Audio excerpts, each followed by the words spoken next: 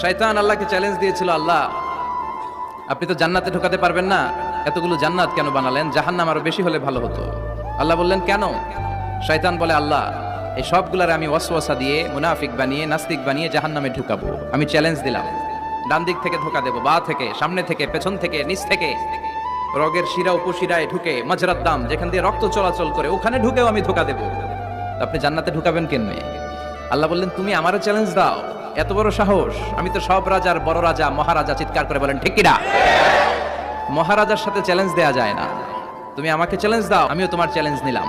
তুমি আজীবন ধোকা দিবা, আজীবন তুমি গুমরা করবা, বেনামাজি বানাবা, জালিম বানাবা।